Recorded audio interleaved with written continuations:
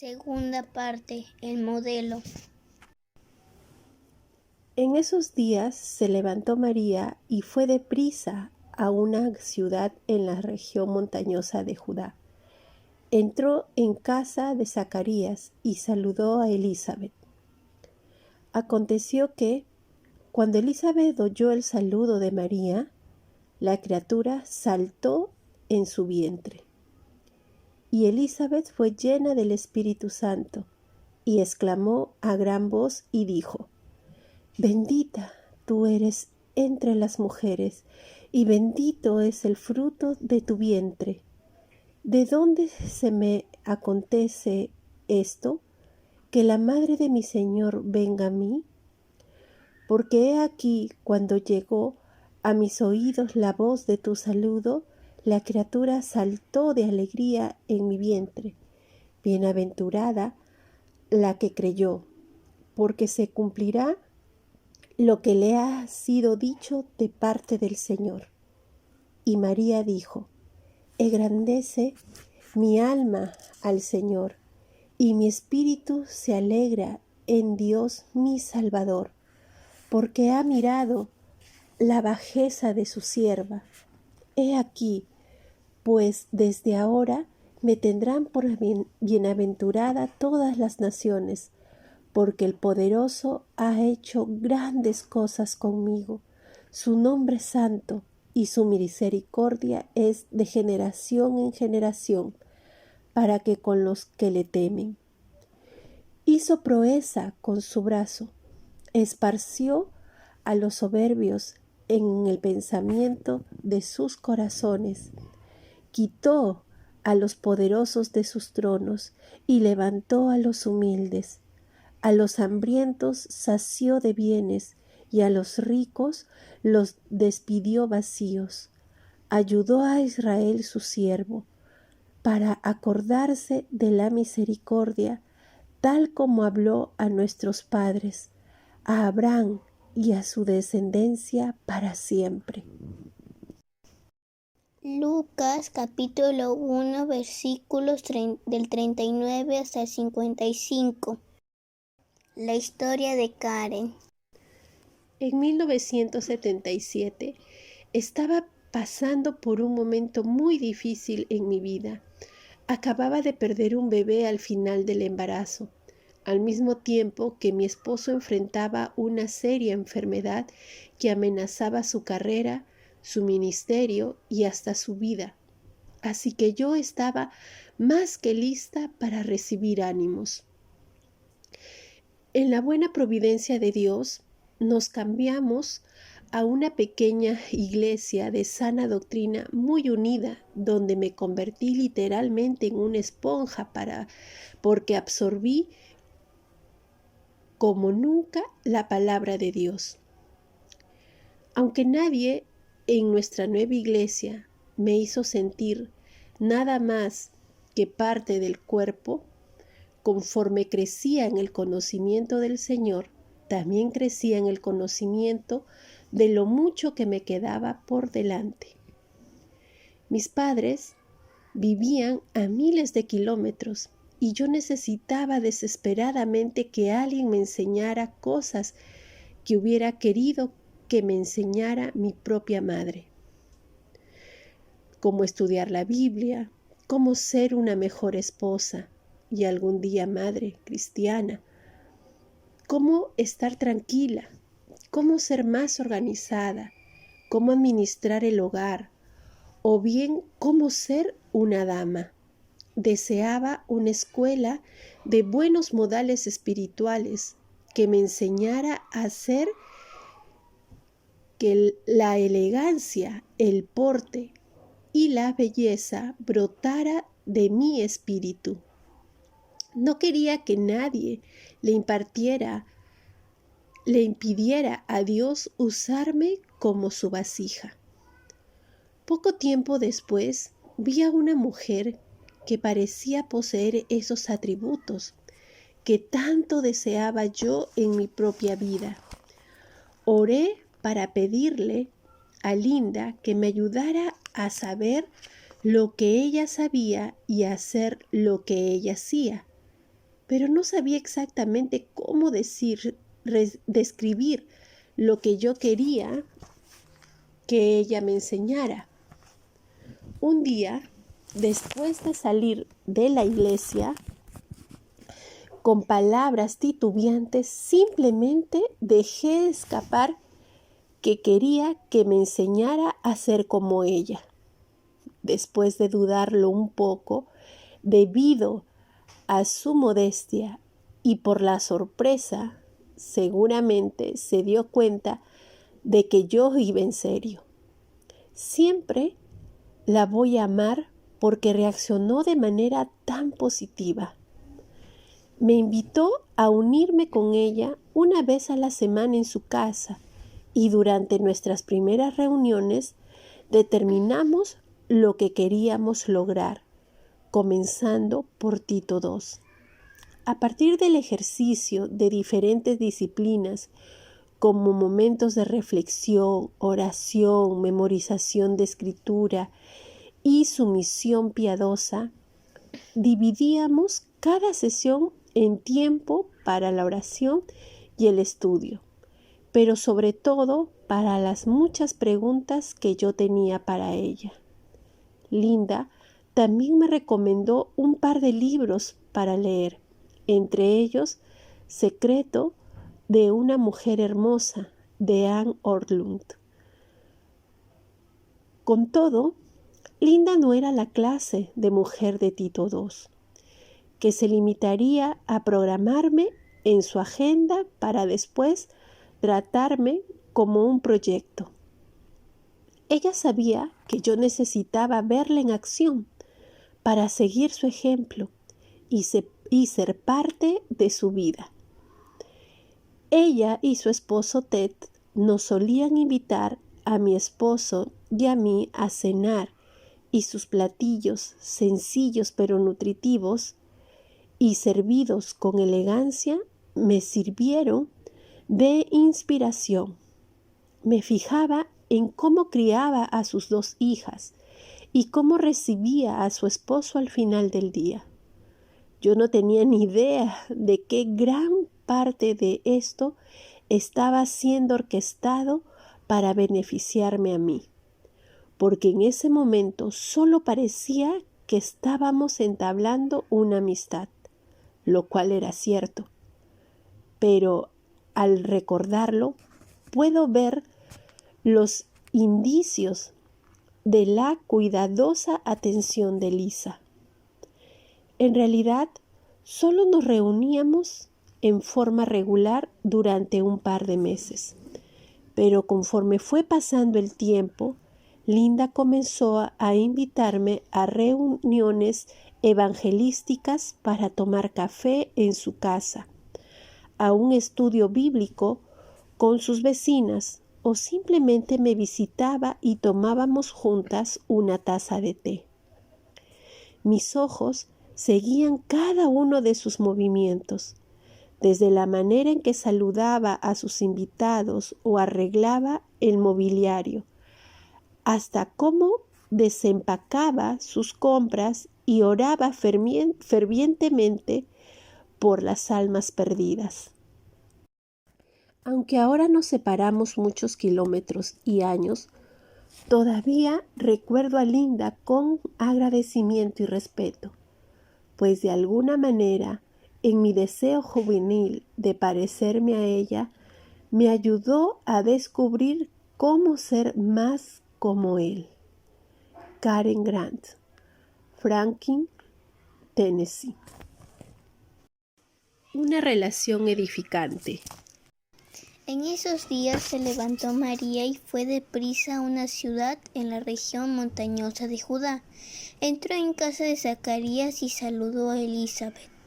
Lucas capítulo 1 versículos 39 al 40.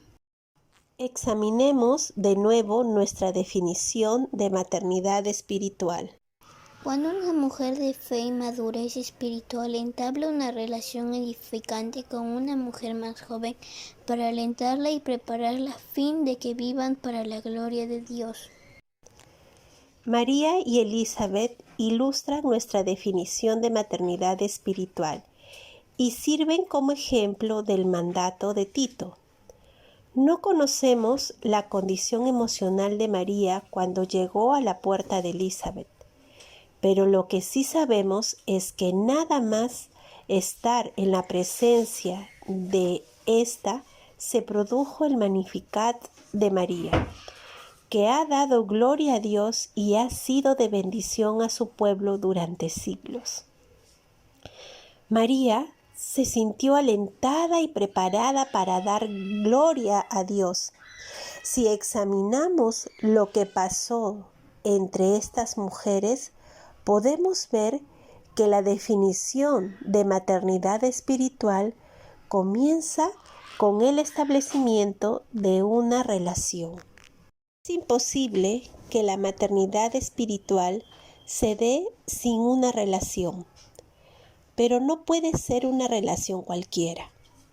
Nuestra definición nos dice a continuación qué clase de relación se necesita. Debe ser una relación edificante, y eso no se da así como así. Hace falta mucho esfuerzo y sabiduría. Un examen más preciso del modelo María Elizabeth nos dará algunos principios que nos ayudarán a entablar relaciones edificantes. La gracia, el conector de la relación. El ángel le dijo a María que su prima Elizabeth también estaba esperando un bebé. Una noticia que el mensajero celestial confirmó con la siguiente oración: porque ninguna cosa será imposible para Dios. Lucas capítulo 1, versículo 37. El reloj biológico de Elizabeth se había detenido. Nunca había concebido, y ahora eso era algo humanamente imposible. No obstante, Dios puso vida en su matriz muerta, así como lo hizo con la matriz virginal de María. Ambas mujeres experimentaron el poder vivificante de Dios. Ambas fueron beneficiarias de su gracia. Aunque había un vínculo sanguíneo entre ellas, no podía tan siquiera compararse con esta conexión de la gracia. Todo creyente ha experimentado también el poder vivificador de Dios. En cuanto ustedes estaban muertos en sus delitos y pecados, pero Dios, quien es rico en misericordia, a causa de su gran amor con que nos amó, nos dio vida juntamente con Cristo. Efesios capítulo 2, versículo 1, 4 y 5a. Cuando dos mujeres han tenido la gloriosa experiencia de recibir vida espiritual, establecen una relación mutua, porque cada una de ellas tiene una relación con Jesús. Dios es el que establece la relación y nosotras somos las que debemos cultivarla y celebrarla. Precisamente lo que hicieron María y Elizabeth. María fue a visitar a Elizabeth y juntas celebraron la gracia de Dios adorándolo por medio de la alabanza. La adoración es la manera primera y principal que tenemos de celebrar la gracia de Dios. Como solo los creyentes pueden adorar en espíritu y en verdad, la adoración es una de las maneras más íntimas de celebrar juntas la gracia de Dios. Cuando dos mujeres se unen en el estudio de la palabra, en oración y en alabanza, disfrutan de un vínculo eterno que es posible únicamente por la gracia de Dios. La belleza de este principio es que cuando la gracia es el conector entre mujeres, a estas les es posible entablar una relación de edificación mutua, enriqueciéndolas y enriquecedora para ambas. Lo triste, no obstante, es que muchas mujeres tienen madres o hermanas biológicas que no han experimentado la gracia salvadora de Dios, lo cual hace que una dimensión de esta relación sea simplemente imposible y causa el dolor de la mujer que desea llegar a este punto con la madre o hija a la que tanto ama. Con todo, la creyente debe procurar no dejar que su sufrimiento sea motivo de decepción en la inconversa, pues esto podría degenerar rápidamente en resentimiento. Debe recordar constantemente que su propia salvación es por pura gracia y que de ninguna manera la merecía. Debe orar por la persona que no cree y amarla.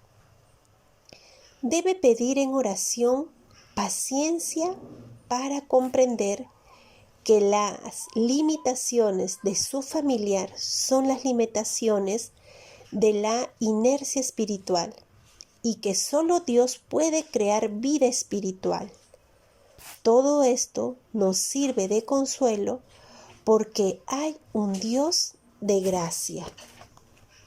El cultivo de las relaciones edificantes. Pienso que María y Elizabeth pudieron celebrar porque ya existía una relación entre ellas. Dios no escogió a dos extrañas. Parece que gracias a esa relación, María tenía cierto nivel de confianza como para ir a contarle a Elizabeth esta increíble historia. Puedo imaginar la manera en que Elizabeth cultivó su relación con María. Tal vez la visitara en su casa y dedicara su tiempo a platicar con ella.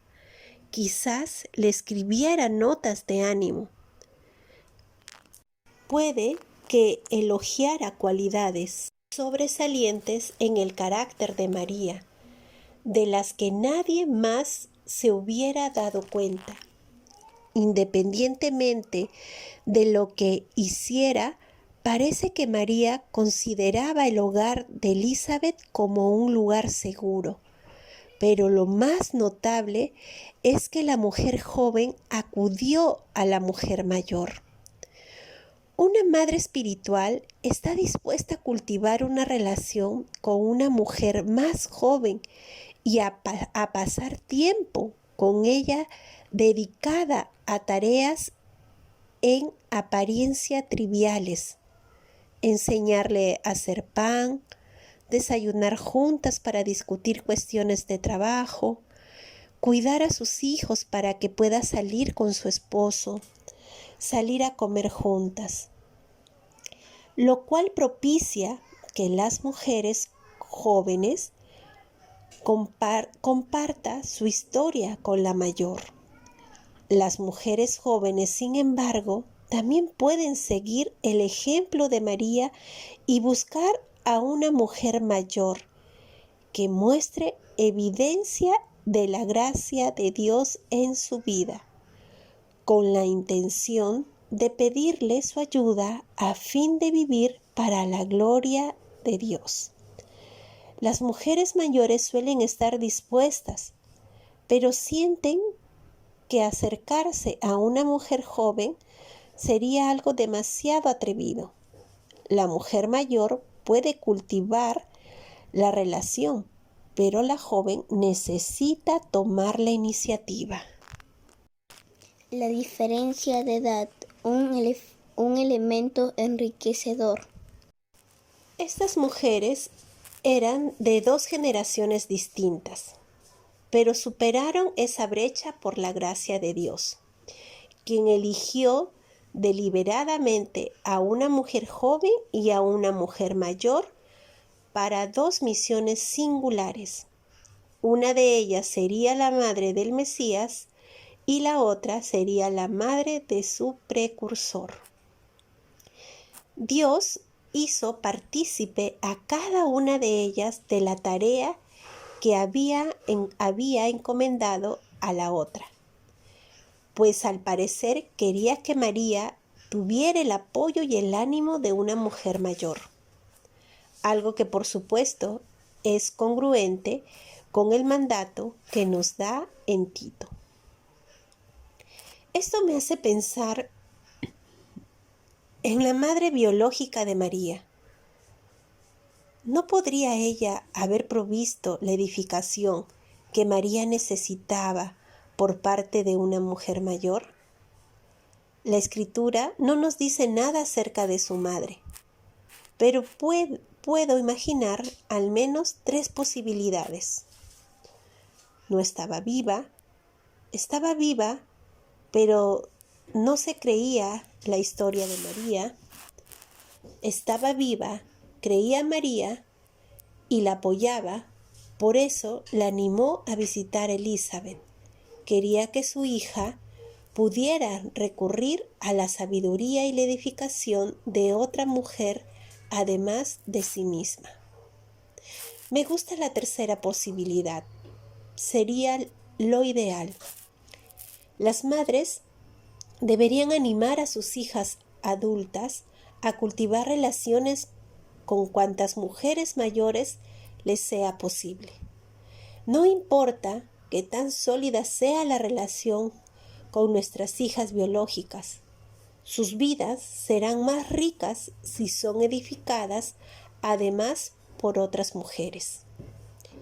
Creo que las madres biológicas pueden y deben ser madres espirituales de sus hijas, pero en ocasiones el nexo biológico nos nubla la vista, algo que sé por experiencia, ya que tengo 2 hijas adultas.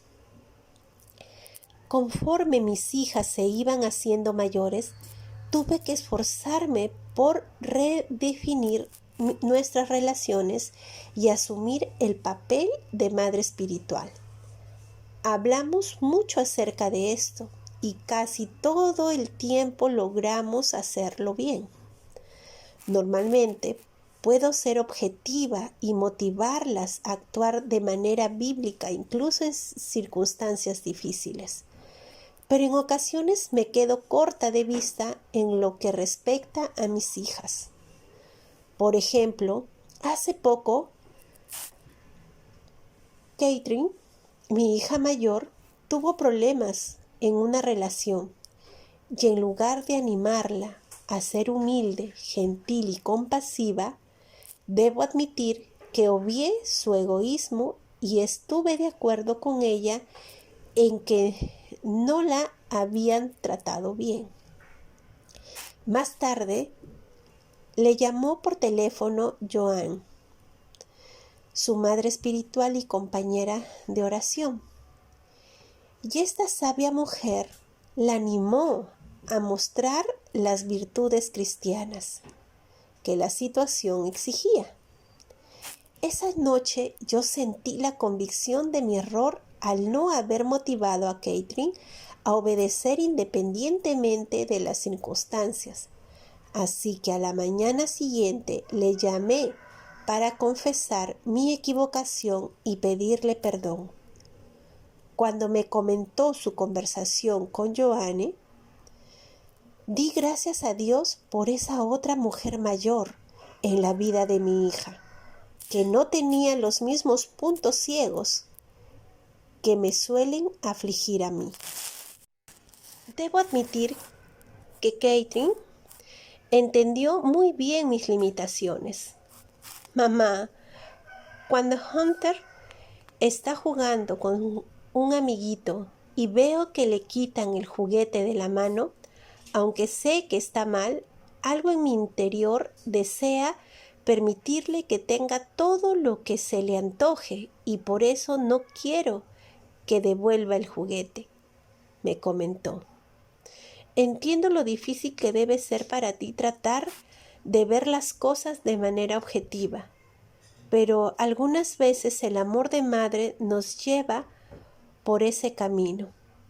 Catherine tiene razón y tal vez esto fuera algo que la Madre de María también supiera. Por eso reconoció que su hija necesitaba el amor objetivo de una mujer mayor que pudiera alentarla y prepararla para la tarea que se le había encomendado. Una relación edificante es una relación de servicio. La persona que se ocupa de edificar a alguien se preocupa por su crecimiento y desarrollo. En nuestro contexto, la mujer que edifica promueve crecimiento y desarrollo espiritual y por lo tanto no se trata de una relación egoísta para beneficio personal.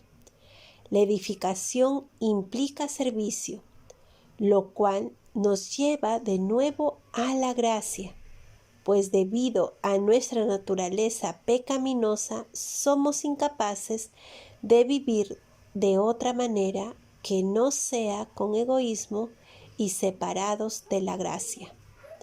Elizabeth entabló una relación edificante con María, porque por gracia se había definido a sí misma como sierva. Cuando vio a María, dijo: ¿de dónde se me concede esto, que la madre de mi Señor venga a mí? La palabra griega traducida como Señor es kurios, que significa dueño o señor. De modo que Elizabeth aquí está reconociendo a Dios como su dueño y Señor de su vida. Ya hemos visto que María responde al ánimo del ángel con un «He aquí la sierva del Señor», lo cual da a entender ciertas características de una relación edificante. Pienso que estas características se ponen claramente de manifiesto cuando consideramos alguna de las maneras en que Dios dice que debemos relacionarnos con los demás. Con toda la humildad y mansedumbre, con paciencia, soportándose los unos a los otros en amor, procurando con diligencia guardar la unidad del Espíritu en el vínculo de paz. Efesios 4, 2, 3. No hagan nada por rivalidad ni por vanagloria, sino estimen humildemente a los demás como superiores a ustedes mismos, no considerando cada cual solamente los intereses propios, sino considerando cada uno también los intereses de los demás. Filipenses capítulo 2 versículos 3 y 4. Por lo tanto, como escogidos de Dios, santos y amados, vístanse de profunda compasión, de benignidad, de humildad, de mansedumbre y de paciencia, soportándose los unos a los otros y perdonándose los unos a los otros, cuando alguien tenga queja del otro. De la manera que el Señor los perdonó, así también háganlo ustedes. Pero sobre todas estas cosas, vístanse de amor, que es el vínculo perfecto. Colosenses capítulo 3, versículos del 12 al 14. Esta manera de relacionarse es diametralmente opuesta a la manera en que el mundo dice que tenemos que hacerlo.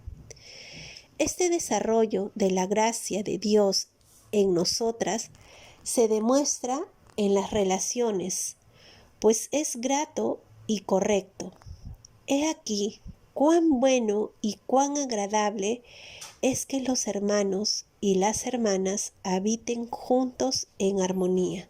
Salmos 133, 1. Sin embargo, no siempre resulta fácil obrar así. Una vez más, la respuesta es la gracia de Dios que nos libera para ser siervas. El pasaje bíblico clásico sobre el servicio al prójimo nos da pistas maravillosas sobre el conocimiento necesario para poder servir o edificar.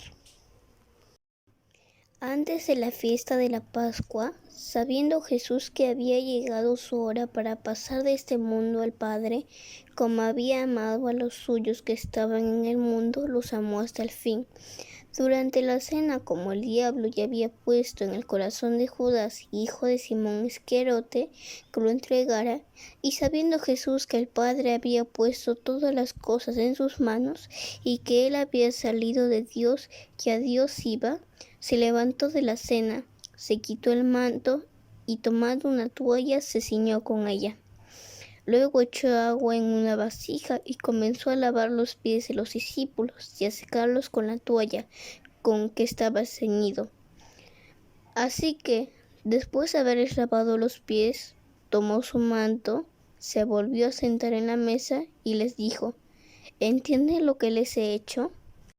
Porque ejemplo les he dado para que así como yo los hice, ustedes también lo hagan. Juan capítulo 13, versículo 1 al 5, versículo 12-15.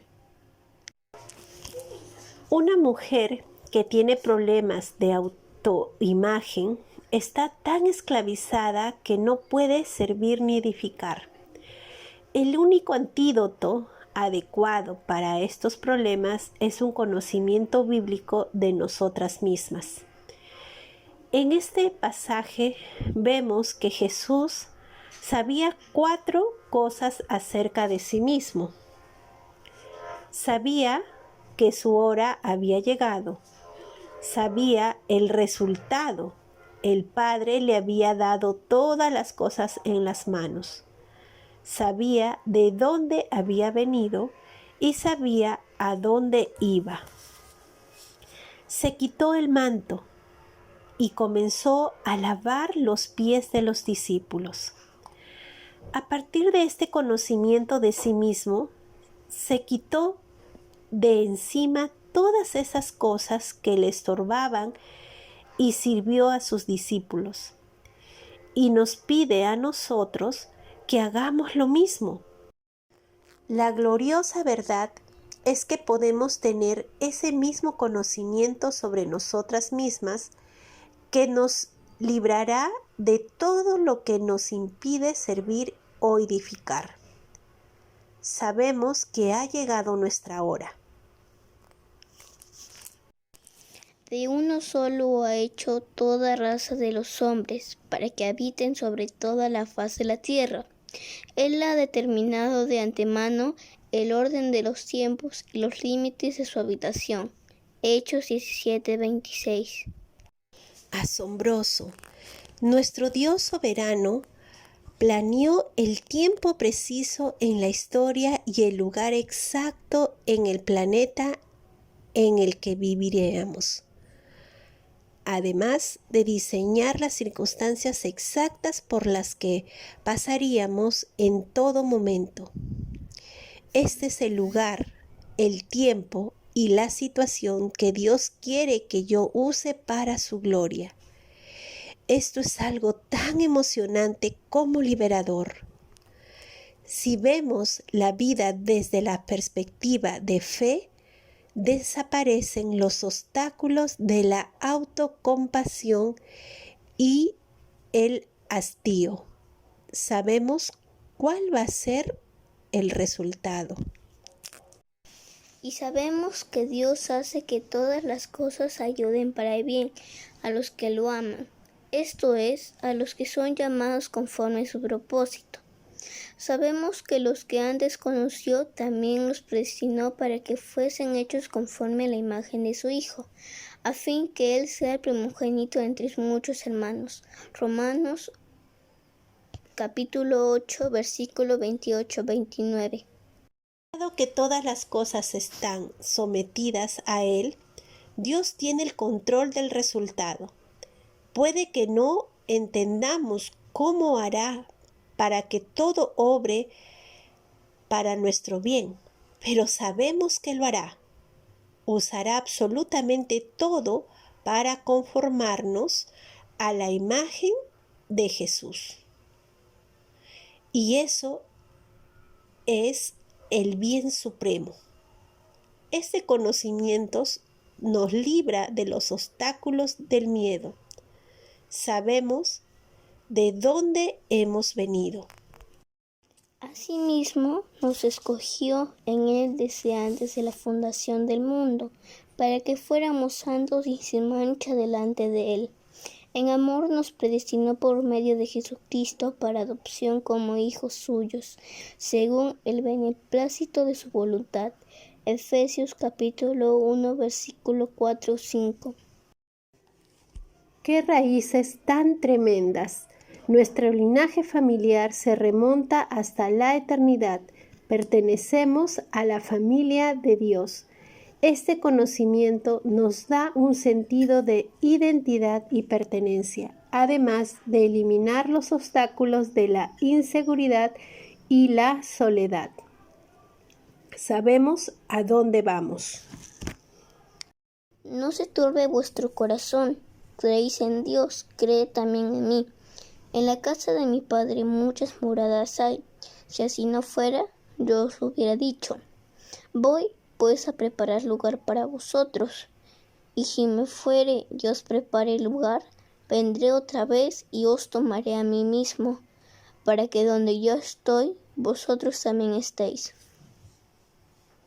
Juan capítulo 14 del 1 al 3. El conocimiento de nuestro destino eterno nos da calma y confianza independientemente de las circunstancias presentes. Mi amiga Dot tiene una hermosa perspectiva, pues cuando las cosas están difíciles dice, a la luz de la eternidad. ¿Qué importancia tiene esto? Esta perspectiva eterna da a las cosas una nueva dimensión que elimina los obstáculos de la frustración y el temor a las circunstancias. Este conocimiento bíblico de nosotras mismas nos permite dejar de lado todo lo que nos impida entablar relaciones edificantes con otras mujeres. Esta autoimagen bíblica es lo que las mujeres mayores necesitan tener a fin de poder compartirla con las mujeres más jóvenes. Estas relaciones edificantes llevan su tiempo y esfuerzo, pero traerán frutos de alabanza a Dios. Reto de maternidad espiritual. 1. Comienza con oración. Medita de nuevo en el pasaje de Juan 13. ¿Qué es lo que te impide servir o edificar? Reflexiona en cada una de las 4 cosas que podemos saber sobre nosotras mismas y quita esos obstáculos a la luz de ese autoconocimiento bíblico. ¿Tienes familiares cercanos en tu vida que todavía no son cristianos? Las limitaciones en estas relaciones pueden ser dolorosas, pero no deberían provocar resentimiento en ti. Pídele a Dios gracia para aceptarlas y amarlas. Evalúa tus relaciones. ¿Eres una sierva que edifica? ¿Tienes relaciones con mujeres de diferentes edades? Si es así, reúnete con ellas para celebrarlo. En caso negativo, ¿qué puedes hacer para cultivar esas relaciones? Ponte en contacto con las universidades de tu comunidad, si las hubiera, para invitar a tu casa a mujeres de diferentes ciudades. A las estudiantes de otros lugares les encanta conocer los hogares de las personas para entablar relaciones edificantes. Con estas jóvenes puedes darte formidables oportunidades para demostrarles el amor de Jesús.